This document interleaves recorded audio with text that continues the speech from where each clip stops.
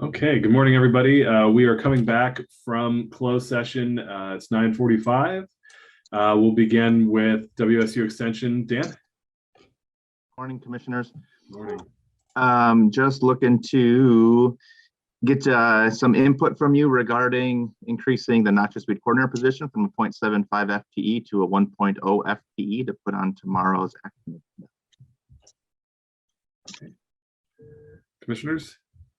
We definitely have a lot of noxious weeds, so I think it's great. I'm supportive as well. Commissioner Netherland? Yes. Okay, great. Thanks, Dan. Yeah, it's just a formality to keep things moving. It's a blessing to work with commissioners that understand the complexity of this position. It's working with the noxious weed board to move things through the board approval process with the commissioners as well. So we're navigating all the fields together, but I appreciate you working with all of us. Thank you. Yeah, absolutely. Great. All right. Next up, we'll just move right on to, do we have anybody from the Sheriff's Office on with us yet? Does not look like it. If everybody's okay with it, I see Jaime, our coroner, Jaime Taylor, our coroner is on. Everybody okay going with Jaime now and then maybe catching the Sheriff's Office a little bit later? Okay, great.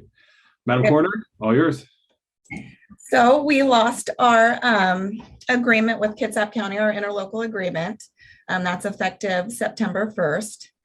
So that's a big loss for us. I did find a doctor to help us in Thurston County, but they're going to charge us per autopsy. And we just don't have enough money in our budget to cover that. So I'm asking for an increase to cover autopsies. We pay right now $7,200, $7,250. And our increase is going to look like about $9,000 a month. So it's a big increase for us. Okay. Commissioners, any feedback on that or questions or comments? Yeah, I kind of feel like we don't have a choice. And We don't have a choice, no. And then with that, I mean, we've increased in our cases a lot, and that's kind of why Kitsap is ending the contract. And we're just not getting the help out in the field that we need. The fire departments came to me and said that they just don't want to help us anymore. So I need to find something to help us help my one staff that I have and a little bit of extra staff that I have lift bodies that we're really struggling. It's really hard for us to do. So I'm asking for an increase for extra help. I did talk to a local funeral home that's willing to help us, but they're going to charge about $350 just to have a team come out and help us do a lift assist. So just kind of brainstorming on what to do there. But we definitely need help. It's putting us at risk to just try to lift bodies, one or two people. So I'm still working on that, but it's something that needs immediate attention. Yeah, so first off, I want to be able to support you and your office. I think there's definitely an issue of treating our deceased residents with dignity and respect, as their life ends. And I think we have a solemn obligation to do that. However, I do think we need to push back on the fire districts on this as well. I think it's really disappointing for me to see this information come out now, not just because of the bind that it puts you and your office in and your team in, but the fact that these folks were taxpayers in the fire districts. And I think, being a firefighter is an inherently, risk-prone career and profession, and certainly due respect to all of the firefighters and paramedics in our county. But I think we need to collectively, as a commission and coroner, engage more with the fire chiefs, because I just don't think this is acceptable. And I'd like to get more perspective on it. No, I agree. I would like to get a little bit more perspective on it too, and really see what we can do, because I mean, it's their families, it's the decedents, everybody, and it's the last thing that we can do for our citizens. So I agree. I think we need to really come to understand why this is happening. We've run this department on the shoestring for so many years. it'd be nice to see what the structure should look like, and perhaps bring back something that would set it up for the next 10 years. Agreed. Yeah, no, I think we need to do something. And Mark, maybe we can schedule a meeting with the fire districts, with the, Chief Bakken and maybe Chief Wheelander. Wheelander, yeah. And get some conversations going. I think that working as a team, I think that it's critical. We all support each other. And so by bringing them into the conversation, maybe we can come up with a resolution. Would you like to, we should probably coordinate that with Miss Taylor, correct? Yes, absolutely. And I think too, I think as an interim, I think, a letter to the Fire Chiefs Association, would also be appropriate, as we get that other meeting on the books. Certainly want to make the right investments in the coroner's office. And I think, Jaime, you'll bring good, policies to us and ways to do that. But I'd like to be able to get to the bottom of this and try and figure something out. In the meantime, commissioners, because their budget is so tight, I'm wondering if we need to make sure that we have, you can probably run on what you have internally, knowing that the money will be there, but we need to have that added into our budget supplemental. The request, the minimum request that is being put through right now. Yeah, I'm completely comfortable with that. And I think moving forward with that makes sense right now. Absolutely. The other thing that would be interesting is to take a look at the services that the county provides to the fire districts, is part of helping with their finances and administration. And perhaps if they're not willing to help us in this regard, an invoice might be appropriate for those services that we provide on their part. Look at the total cost is what you're saying. Mm-hmm. Yeah, I think it's a good idea. I think everybody likes to see things either black and white or hopefully not red. So I think that that's a good idea. Great. Thank you, guys. Appreciate it. Thanks, Jaime. Absolutely. Hang in there. Thank you. Okay. I don't see. Oh, we have folks from the sheriff's office in the chamber. Oh, Okay. I think that's Chief Sperling and maybe Sergeant Severance Yes, sir. and Kelly Frazier. Okay. If you're ready, go ahead. Well, good morning. Come to you today. We have an opportunity to make our marine enforcement situation a little better for us and the community.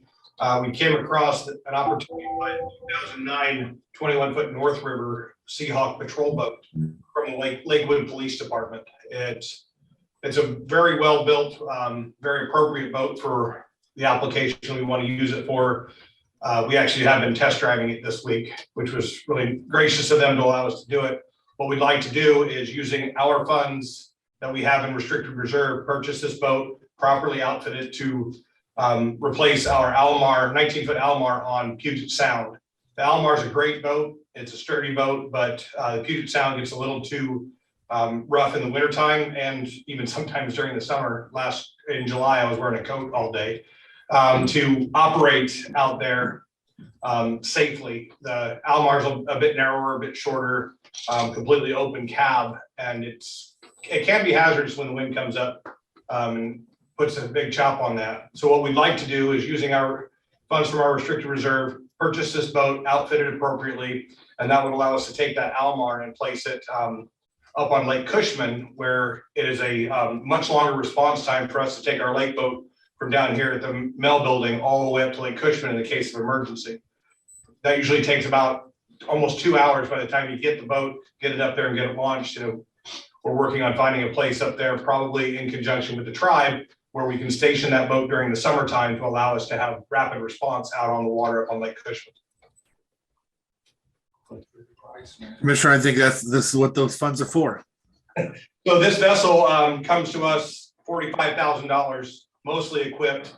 I was asking for roughly 65,000 out of our restricted reserve to allow us to put the proper radar, upgrade the Navonics, get our radios put on it, markings, all the sort of things we need to make it patrol appropriate.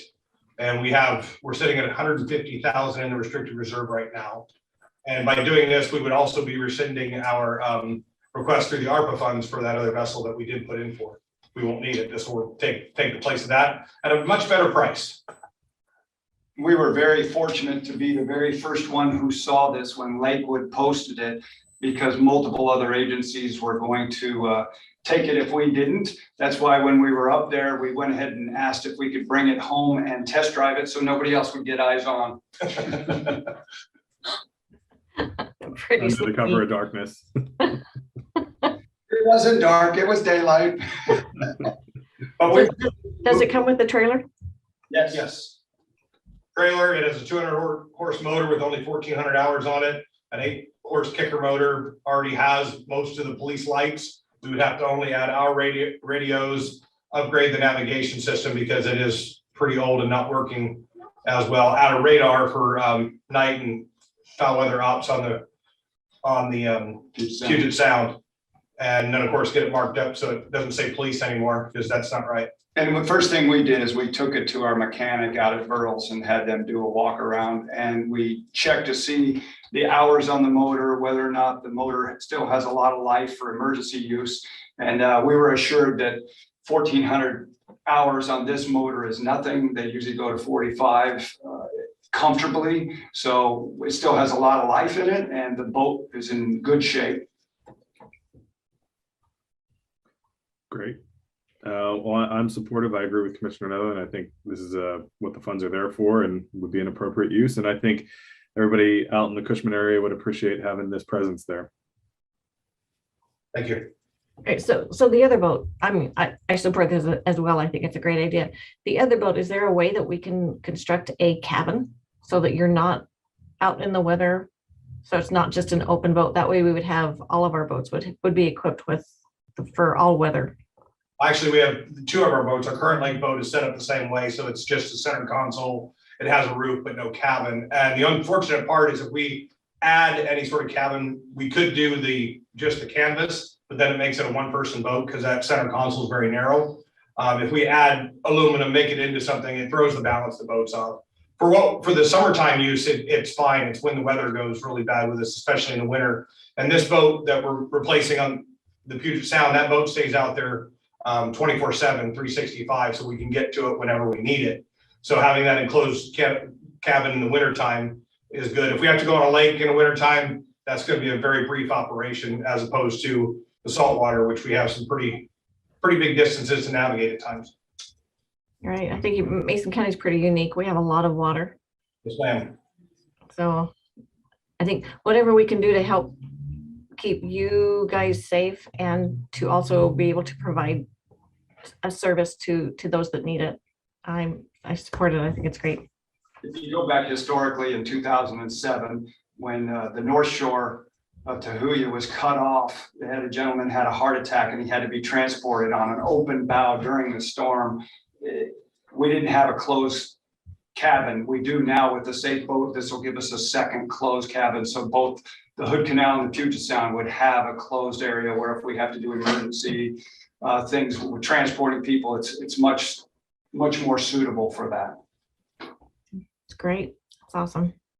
And if I can interject on Jamie's comments from before, I've been communicating with both the coroner and the fire districts. I think going through the Fire Chiefs Association would be the best way to approach that. And we will make ourselves available as much as we can because we know she cannot do it by herself. And they have been traditionally helping, but things have obviously been getting some pushback. I know they've been getting pushback from their unions saying it's going outside of their scope of work and other things. So there are some things that they're dealing with, but I think we can negotiate through that. Great. Well, I appreciate your support on that. Okay. Chief Sarge, anything else for us? No, sir. Commissioners, anything else for them? No, great job. Thank you. Great find. Great, thank you. Next up, we have Superior Court. Jim, I see that you're on here. Are we waiting for Judge Goodell as well? Yeah, good morning, commissioners. Yeah, he's stepping down off the bench. He should be on any time, but if it's okay with you, I can brief the Uniform Guardianship Act contract that we just received from AOC. That grant is a newer grant based off some law changes 2 years ago, and you can see it's for $29,558. And what that does is allows for reimbursement of attorneys for parents in guardianship cases, as well as court visitors. There used to be guardian ad litems that would get used in these cases, and now we're going to more of a court visitor type process. And the good thing about it is our juvenile department, the probation counselors down there are stepping up to be able to do some court visitor work on the minor guardianships, not the adult guardianships. And so they're able to go out and about 10 hours or less, go out and maybe try to find a parent or get a child's perspective on a guardianship case. And so anyways, I just ask that you move that contract to the next action agenda and fully execute it. Supportive. Yep, support as well. Does it need to be on? So there, our next meeting would be the 16th, I believe.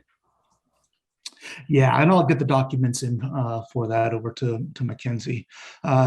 Noticing that AOC is doing a lot of DocuSign and going that route, and so I think I can still print and get it over to you guys. I was going to say, is there a hurry on it?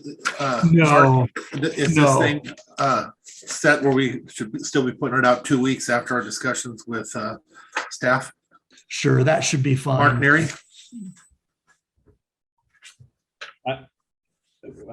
First off, I mean, I don't know that 2 weeks, there is no meeting in 2 weeks, so it would be 3 weeks. 3 weeks, yes. 2 week minimum, I should have said.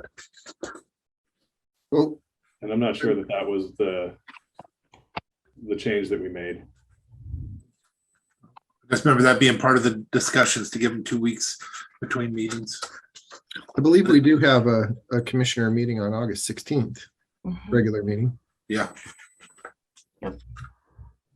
Yep, we do. So as long as he can provide us the information by Wednesday, the 10th at noon, we should be good. There's the judge. And I think they were allowing it to be electronic also.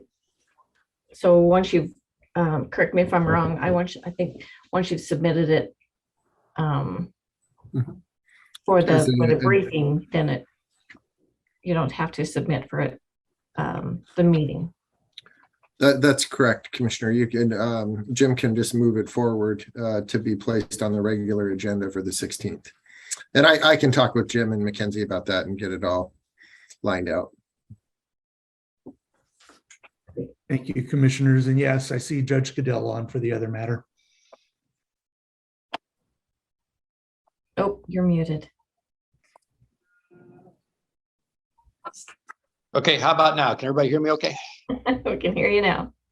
Yes, so today I'm utilizing my cell phone because I'm on the bench and I stepped down to deal with this and I didn't have a hookup back here in chambers. And so the other matter that the Superior Court would like to address today is our request to approve the award of a grant and then to utilize the balance of funds that are necessary for installing a JABS recording system in our courtroom 204. As I indicated in the brief, we have the JABS recording system is our process to record our hearings so that we are able to keep a record. courtroom 204 is the last of our courtrooms that has an older, more antiquated system of recording, which simply doesn't work very well with our hybrid hearings nowadays that are both Zoom as well as in person. And so we were fortunate enough to be awarded a grant of $50,000 from the Office of Administration of Courts. And the system itself cost a little bit more than that. It's $68,488.50. And so we looked to the Trial Court Improvement Fund, talked to district court, and they are in agreement that the balance of the cost of the system could be drawn from the Trial Court Improvement Fund. So what we are requesting is that the commissioners approve the interagency agreement with AOC to accept the $50,000 grant, and then to also approve the use of the trial court improvement funds to pay for the remainder of the JAVS system. So that is our request today. You know, commissioners, over the years that trial court improvement funds come in handy many times. I'm wondering if, you know, because the position we're in right now, if we have the ability to pay the $18,488.50 ourselves and let them keep the improvement fund intact. We could also backfill the trial court improvement fund as well. I think I would support their request, and then if needed, Judge, I'm sure you feel comfortable enough to come back and talk to us some more. Well, our original thought on this thing was coming out of the general fund as a request, but we did talk to district court. Our only concern with the trial court improvement fund, first of all, there is an amount that has been established for 2022 for the trial court improvement fund to be utilized, and this is within that amount. We also recognize, however, that we're heading to another phase with the building 10 as well as the main courthouse, and how much of that fund will be tapped at that time, I don't know. But we also be looking for general fund monies on that as well. And we're just talking about furnishings and whatever things. The fortunate thing is that the big cost system in building 10 are the two JAB systems. They've both been paid for. And so those are not going to be big cost items up there. But if the commission would be willing to consider this as a funding from general fund, that certainly would be a preference from the courts. Yeah, honestly, I think I'm comfortable either way. Either way, we need it, and so I look forward to Mark's comment too. Go ahead, Mark. So the trial court improvement fund looks like it has about $50,000 budgeted for supplies this year. I don't have the current status of where they're at on their budget, but as long as there's at least $18,488, then we can actually pay for it out of that. The work that we're doing on building 10 is actually going to be funded. The majority of it is funded out of REIT 1. And so we have about $1.5 million budgeted for that. So, okay. Yeah, I mean, I really see this as sort of 6 of one, half a dozen of the other. If you have consensus with district court, let's keep it simple and buy this out of the improvement fund. And then if something else arises or there are additional costs associated with both the Superior and District Court projects, then, you know, certainly we would entertain a conversation around how to backfill those funds if necessary. So I think we're getting later in the year. There's consensus, so I support using the trial improvement fund for this. And just to confirm for the commission, the amount is still within the $50,000. So. Yeah. Okay. And I think that you're good to go there, Judge, okay, in the sense that I don't think we need to have any formal approval by the by the board for the additional 18,000 because it's within the budget that's already been authorized. Okay, very good. Thank you, commissioners. Right, which is another benefit of using that fund versus having to go through the general fund. So, great. Okay. Thanks, Okay, Rick. thank you. Thanks, Judge. Thanks, Jim. Take care. Okay, support services, Mark.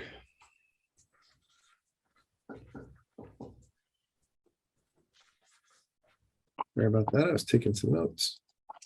So first off, I've got, I believe I've got Kelly here to talk about roof replacement quotes that he received. Kelly?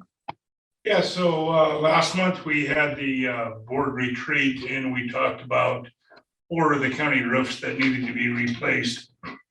I was asked to go get quotes for those 4 roofs.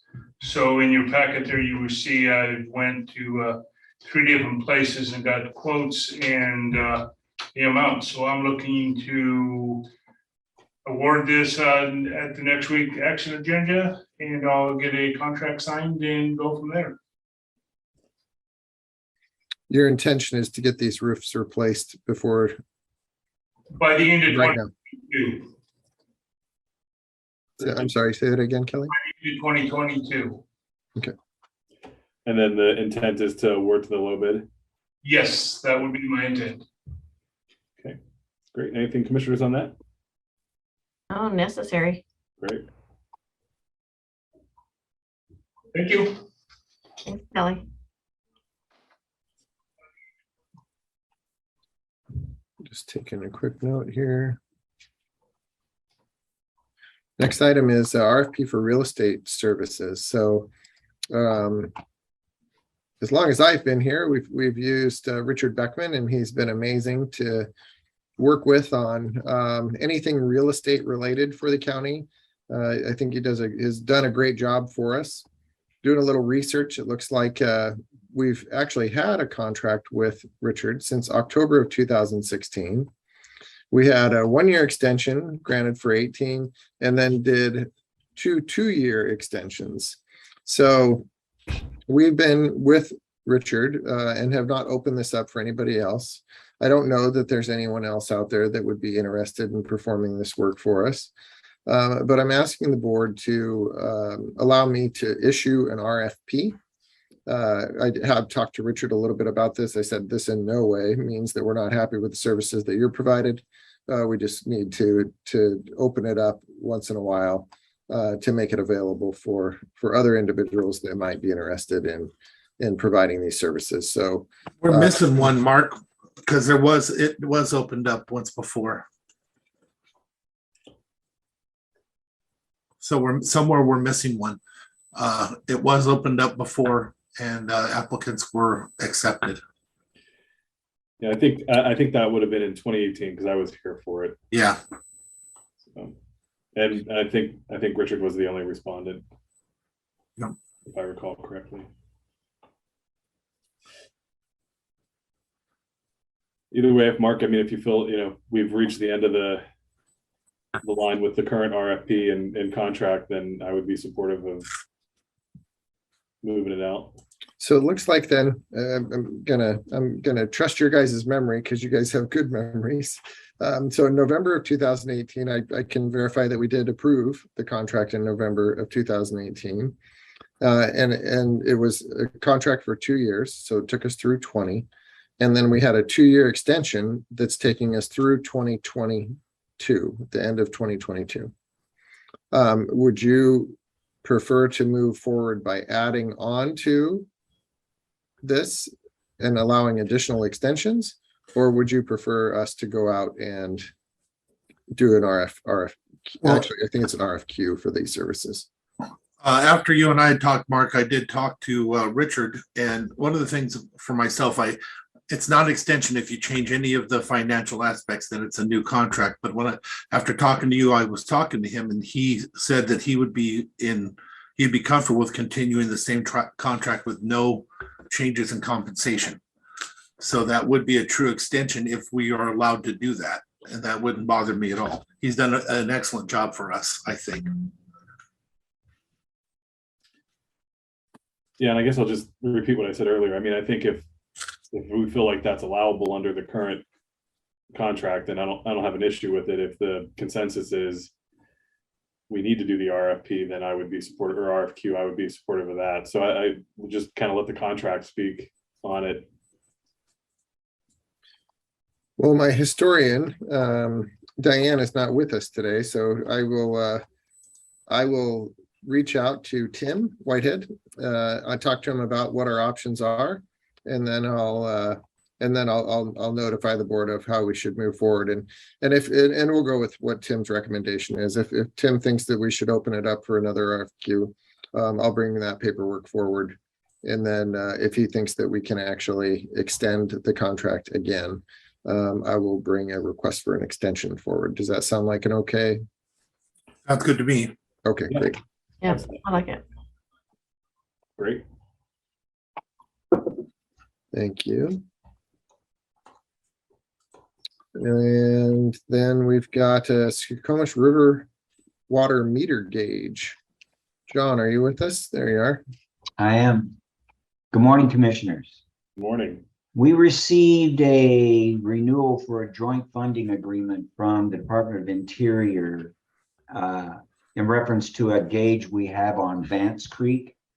I checked with Loretta Swanson and found out that we have our taller hawk gauge already out there. And if you'll bring up both maps together, the USGS gauge and the other gauge that we have are currently in the same about the same location. However, the difference in costs is huge. USGS is asking to renew the contract for $9,090, where we could purchase another gauge for $1,100, place it with the current gauges that we have on the website for $250 per year for all the gauges, and it would give us the same readings and the same notifications. I would ask that you think about not renewing the agreement with USGS and replacing that USGS gauge with ones that we already have for this substantial cost savings. Who's been doing the monitoring? It's on site, sir. USGS has been doing it, but they charge a significant fee for that, which we get the same information from the manufacturers of the replacement gauge. So the manufacturers would be monitoring these and we'd have real time. Yes, sir. They're virtually the same gauges. The only difference is it's less cost. A matter of fact, when you pull the sites up, the new gauge would actually give us better readings when you're looking at actual levels and stages. So would we have access to seeing that data real time also? Yes, sir. So our emergency management and the like can be on top of that on their own. Absolutely, sir. As well as the public, correct? Oh, that's a good one. Is the public will have access as well? Yes, sir. I'm in favor. I think it's great. Now, is this the same system that we have on the scope? I'm sorry, ma'am? Is this the same system that we have on the scope? It is. It's just further up at the point where Vance Creek comes in, right there at the bridge. And it's interesting because the gauges are a little bit apart, but they measure about the same thing. So it gives us about 18 minutes from where it floods there to actually getting down to 101. Great. Sounds good. Excellent. Yep, I'm supportive as well. Great job, John. Thank you, commissioners. That's all that Support Services has for you today. Okay. Commissioners, anything for staff? Okay. Any commissioner discussion items? Okay. Just one quick comment is today is, since I kind of pushed the date back for ARPA, today that is due, and I almost have mine finished, so. Yep, same. Excellent. Thanks for the reminder. Anything else? Okay. Dave, Windom, if you're ready to go. I am. And I was looking for, okay, so, all right, we're not there. I will pull this up. Okay, this is for Michael McSims. And to consider appointing new applicants to fill open seats on the Mason County Historic Preservation Commission. The Mason County Historic Preservation Commission is a 7-member commission which serves to identify and actively encourage conservation of Mason County's historic resources. Currently has 4 seats open. Since mid-July, we've received 2 advisory board applications from community members. We may get some more, but we're asking to bring these forward to the commission to review in the meantime. Okay, commissioners, any comments, interest in interviewing or appointing? Reviewing their applications, they sound like great people, and sounds like they have a passion for this also. So I think it's good. I'm good to go. Historically, we've interviewed people if we don't know them personally, but I'll go with the other 2 commissioners. I would be fine interviewing them. I don't think that would, I mean, if, we can maybe get that scheduled for next Monday. I think there's no downside into just having the interview and meeting them and chatting through. Certainly think they're qualified. That'd be fine. Okay. Okay. And Diane usually schedules that. So I mean, if maybe Mackenzie can get those lined up for us next week since Diane is out. Okay, perfect. Anything else, Dave? Okay, so we'll be getting together with HR and Mark this afternoon. As of August 4th, DOH and LNI have come out with new COVID guidance, and the 2 documents don't necessarily agree with one another. So we'll be getting together as a team and figuring out how we're going to apply that to the county. There's new things for the schools that came out on Friday, and those have gone out to the schools. So the schools are looking at the new guidance as well. That's K through 12 and then preschool as well. So those all went out. And as you know, we've had 1 case of monkeypox in Mason County that came in last Monday. So we've been doing the case investigation on that. And in anticipation of any more cases, we do have vaccine that's gone up to Mason Health, Mason General Hospital. And we're looking to get TPOXX, which is a treatment in. We don't know what our allocation is yet. It hasn't been determined. So as soon as we find that out from DOH, then we'll get that ordered as well. So Dave, I know the governor also made changes for care centers and things like that. Have we shared that information with them? Yeah, so that information has gone out. There are, I think, 86 different things that were relaxed.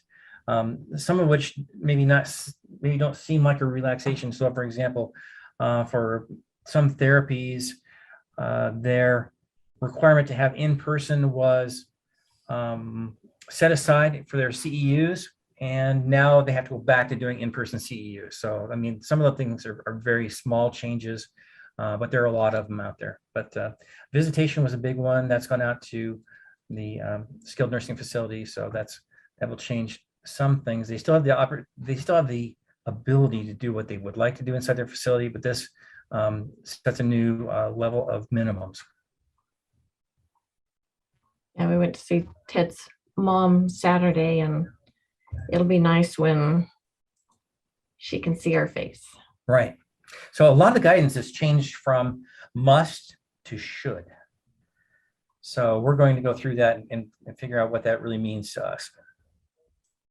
Right, great. And to the care centers, we don't want to get them in any trouble with the state for sure. Right. Dave, I want to thank you for your professionalism on the way you handled this with all the extra circumstances that were connected with it. You did a spectacular job, and I just want to say thank you, and also for being available for those phone calls for me to share that information with others out there. Again, it was very much appreciative, and I wanted you to know that. And the people I was sharing the information with was also extremely appreciative. Well, thank you, Commissioner. We have a great team here. You know, we've got people who work communicable disease, and they're just doing an excellent job with case investigation, being real sensitive to this particular outbreak.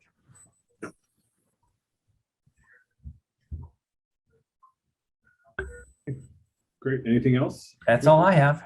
Great. All right. Thanks, Dave. Thanks.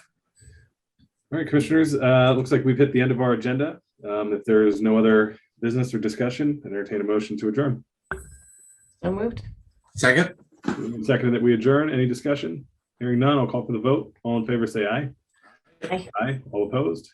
Motion carries. We're adjourned. Have a good day. Thanks.